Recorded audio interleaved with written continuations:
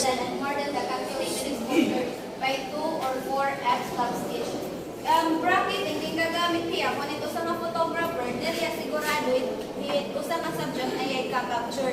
Like for example, ito din ang area, masiro, mag-take niya in several shots in order to capture a sharp image. Exposure meter, an instrument for measuring light intensity and determining the correct exposure. This contains light-sensitive cells that cover the light falling on them into an electrical current. So, an exposure meter, it is a photographic auxiliary device that measures the intensity of light and indicates proper exposure. So, when niliwat, nakikita niya camera, mag-a-adjust kita niya. Like for example, ikagaling mo yan na negative 3, kung usa na area, masiro, tapos gusto niyo ang image mag-guardian correct exposure. Tapos ikagaling mo liwat yung brighter image, kung it camera liwat, kung it area liwat masiro, so ang camera, ikagaling mo niya positive 3. Using exposure meter, we have two types of exposure meter. The incident light meter reading, which is measures the light falling in the subject, point the meter back to where the light source, and the reflected light meter reading, which is to measure the light coming off the subject or pointing the metering cell toward the subject. When we say incident light meter reading,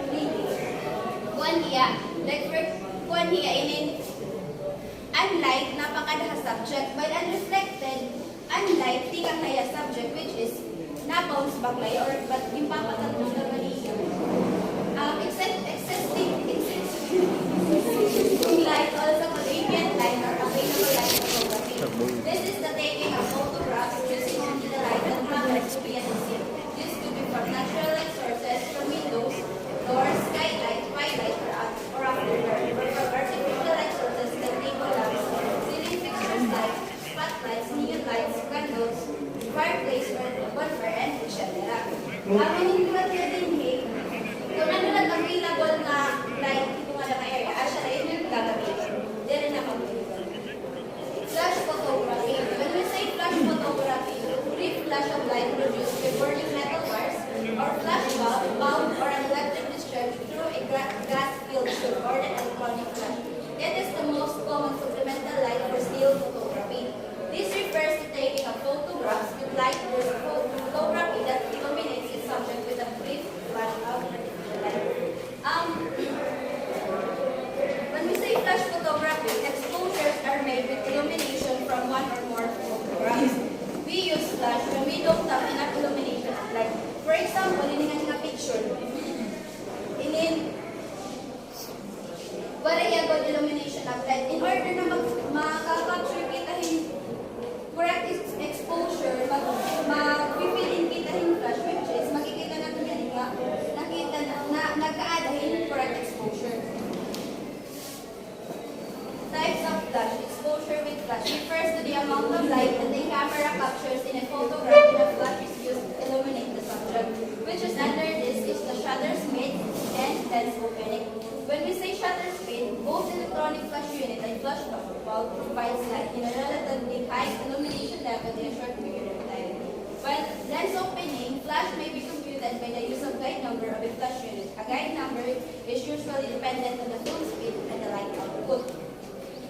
The exposure with flash, for example, the ambient light or the existing light of the scene, wherein in low light situation. So magamit kita in flash. Since ang flash is artificial light, mag-a-add kita in more light in order to have a correct exposure. Tapos, makukuha tayo ko pag-adjust ang camera's exposure settings, tapos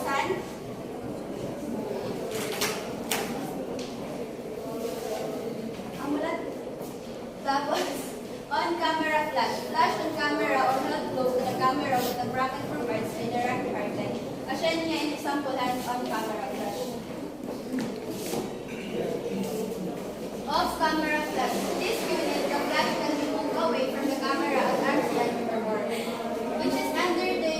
camera flash are the multiple flash, fill-up flash, open flash, and bounce flash. When we say multiple flash, more than one flash unit is used. One is concerned with the camera with a flash cord, while the other is attached to a slave unit. When we say fill-up flash, when you want to eliminate or add illumination to show shadow areas or subjects so detail that otherwise will not appear clearly in the final picture. And open flash, the shutter speed is set B, and once the shutter is open, the flash is activated or fired manually. Then the shutter is released or is closed. Next is the bounce flash. Instead of the light going directly to the subject, it is bounced to light, color ceilings, or walls near the subject.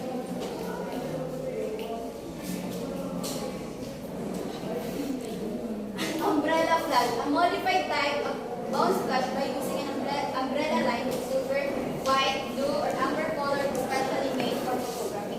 The flash is mounted in the handle of the umbrella, aimed at its inside center. This inside center is the name toward the subject. Like amin yan, isang umbrella flash. Ang ring flash naman, this is a round or circular flash unit usually placed around the outer end of the camera lens. This is used for taking close-ups or macro photography, especially in medical photography. Photographic filters, usually made of glass or gelatin materials, placed in front or before the lens. These are used to change the composition of available light before allowing it to start the film. A transparent colored medium employed to regulate either the color or the intensity of light used to expose the film. And photographic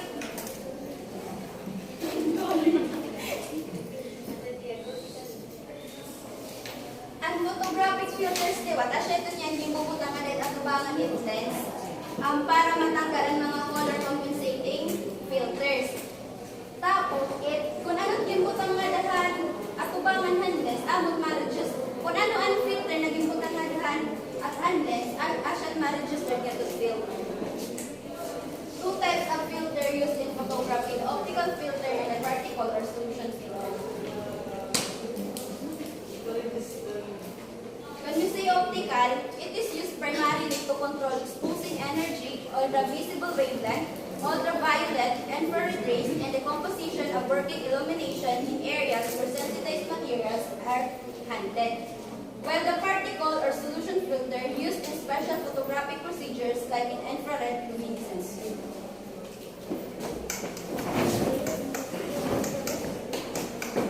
Good morning everyone. I am Kyla Pinti-Casaro. We'll discuss types of filter for photographic paper for color printing, emulsions, chemical processing and its stages,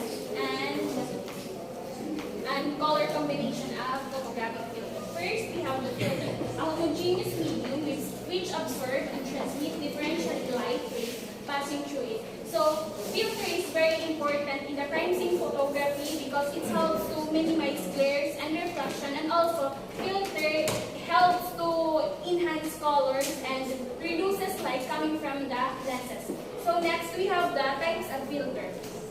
We have four types of filter: light balancing filter, color compensating filter, neutral density filter, polarizing filter. First, we have the light balancing filter. A filter used to change the color quality of exposing light in order to secure proper color balance for artificial light field. So, a light balancing filter works na correct artificial colors. So, this filter more on focus siya na maging ang iya product na i-produce magiging natural. Like for example, hangin tapos ni Miss Kapon nga ang over expose ay kapon dito. Ang iya rin tapon na expose natural. So from ini na gamit na filter magiging natural na iya when we apply this kind of filter. Next we have the color compensating filter. They used to change the overall color balance and photographic result obtained with color film and to compensate for different deficiencies in the quality of exposing energy. So, a color compensating filter naman emphasizes specific color or add more specific color. So, ang mas kini nga filter more on focus na yaw sa ka-subject or sa ka-output or rather sa ka color lang. Next, we have the neutral density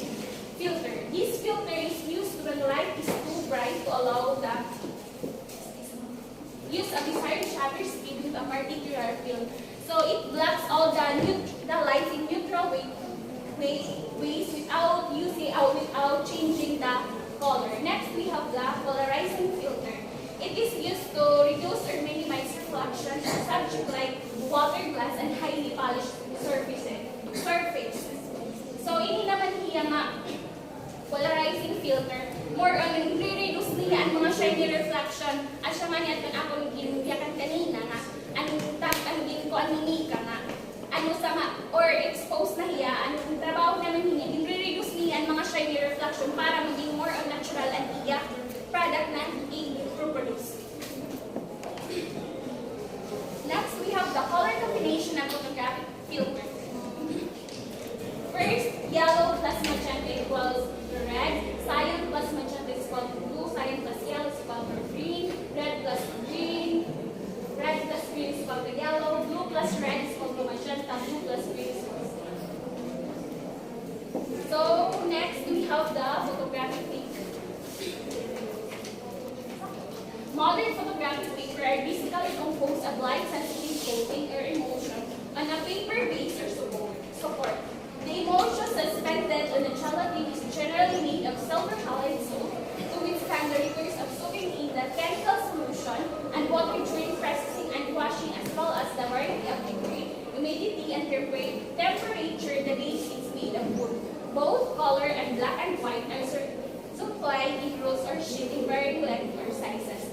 So, photographic paper, it is a sensitized materials that will record in the physical image na ginagamit niya frames in photography. Tapos, ang photographic paper,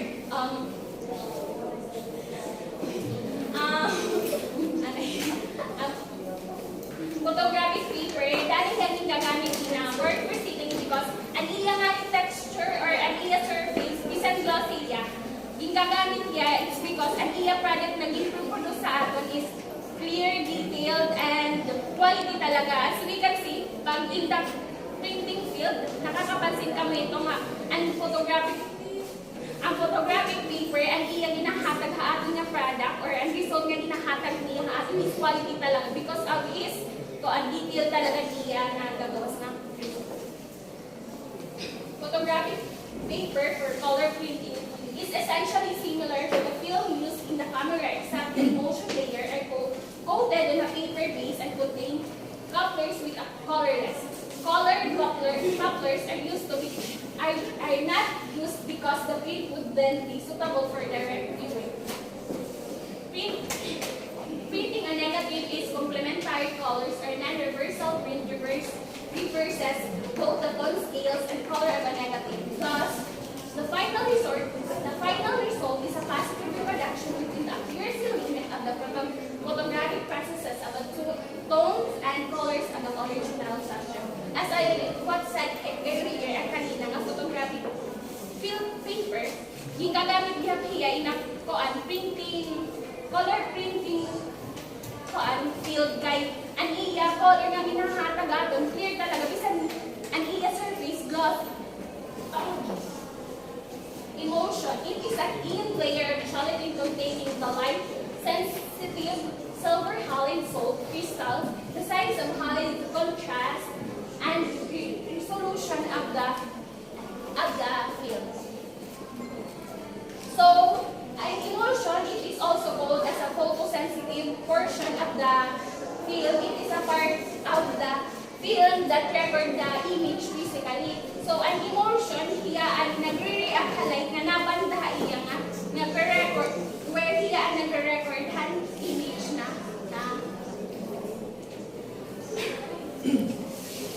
The last one is the chemical processing at each stage. After the exposure of the film to the light in the picture taking of photographic paper during printing, the next step would generally be chemical processing. In black and white processing, the steps are development, stop back, and fixation.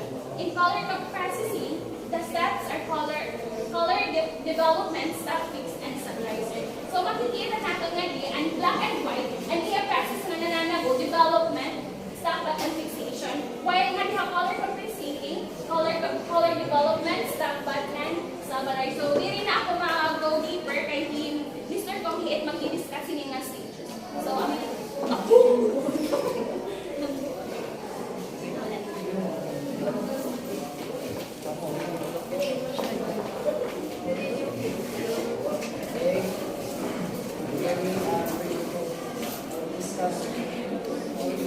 darkroom photography.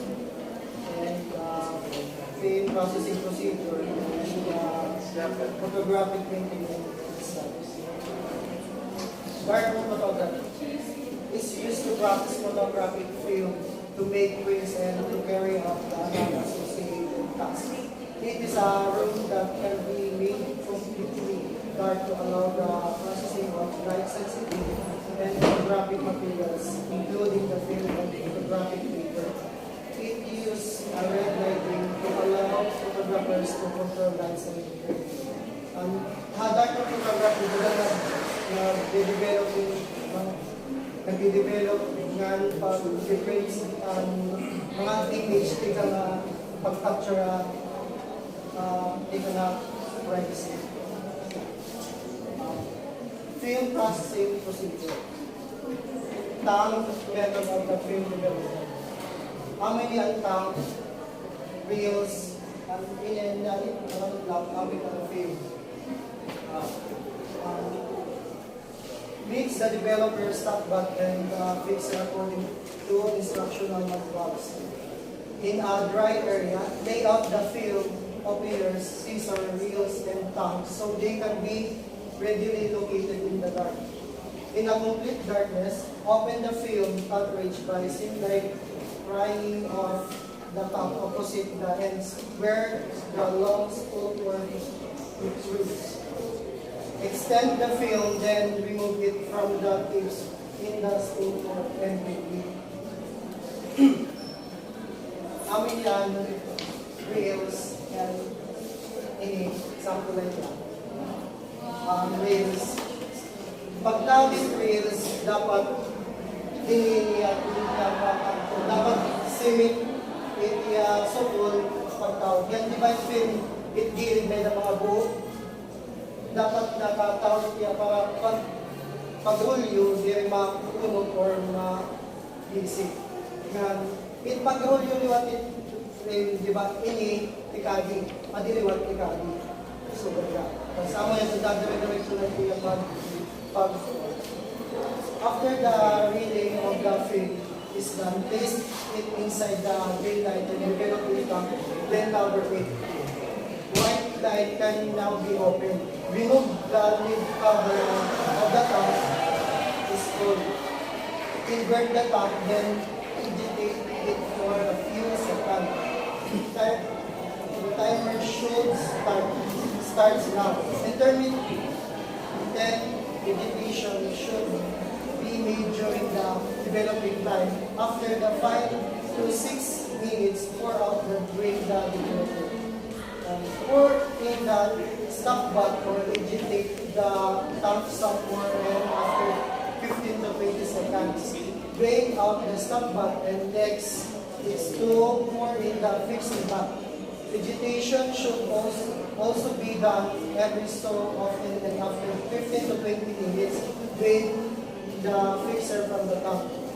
Kaumanin, pagkuha ng stop bath, pag sunod lang tank ka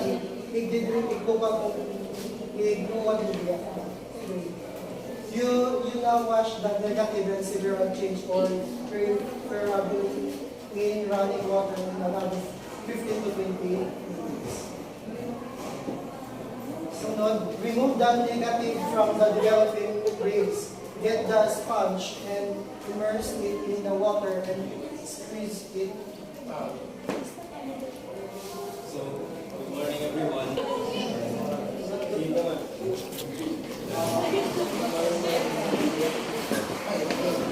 On the negative to dry on a clean and dust-free place or better in the negative brush. Second, the clay method of film development. With this method of film development, the development is placed on the tray. In the total darkness, remove the film from the cartridge, then hold one end of the film and immerse the film in the developer in the tray, making sure that the film is thoroughly wet until the whole length of the film is evenly wet. Tray number 1 is the developer. Place your black and white paper in the tray. Wrap tray gently until the paper develops to the desired darkness. And lift paper with the tongs and place into the tray number 2. Tray number 2, the stop back. Wrap tray gently for about 10 seconds. Lift the paper with the tongs and place into the tray number 3. Tray number 3, fixer. Wrap tray gently for at least 2 minutes. Lift the paper with the tongs, grip, and rinse film paper with warm water for 4 minutes. Photographic printing and its types. There are 2 types of printing, the compact printing and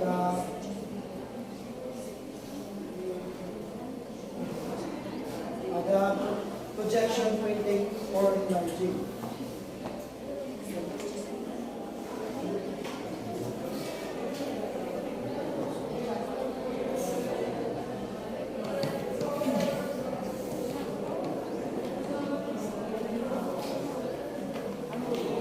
Contact printing. It is the procedure of exposing photographic prints materials while it is pressed in the contact with the negatively reproduced.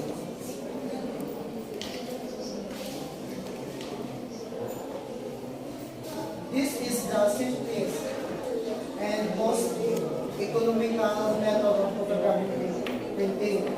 In terms of printing quality, it can be surpassed enlarging in tonality because there is no scattering of the image forming lines as this can be in projected being of the enlarger. It usually looks sharper because there is no lens in the printing system to add its aberration in the print making process, and also because details that may be slightly out of focus are not enlarged so that unsharpness is not apparent. Contact prints are generally made for proof of 35 mm negatives or copies of the large format negatives 5 by 7 of 8 by 10. Contact prints can be made with either black and white or color materials.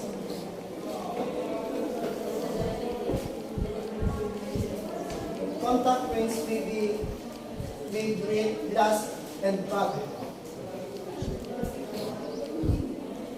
Glass and pad, a sheet of clear glass about 2 inches bigger than the print size in all sides to give the border for handling and for its application of pressure. The pressure printing frame.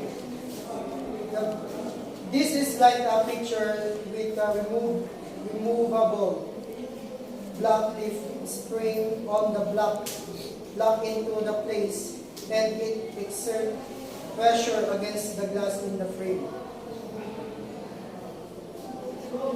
Contact printer. For a large volume work and a more controlled printing, a contact printer is the most effective and convenient. This is essentially a glass top box with an exposing light and a safe light for a proper arrangement of the negative and the paper inside the pressure cover of the glass. And the second one, projection printing and enlarging. This is a type of printing where the image in a negative is optically projected or enlarged into the print materials for exposure and produce the picture. The main equipment used is enlarger. The next part is the printing. Manik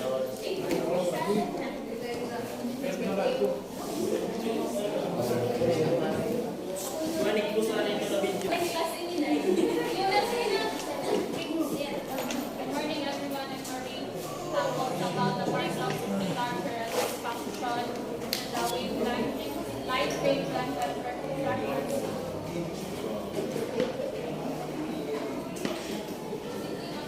There are 9 parts of enlargers. First is the enlarger head. How says the major parts? Add enlarger head as mga major parts, which is the light source, lenses, negative carriers, rays, and amo tiyan nagre-racing, kumbaga.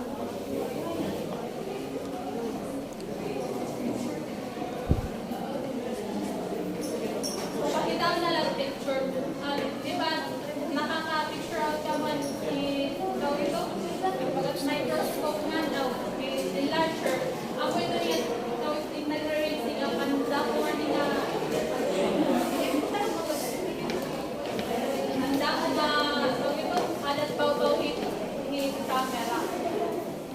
The second, the lamp, is a tungsten bulb producing light to expose the paper. Amo ti lamp, amo ti layan nga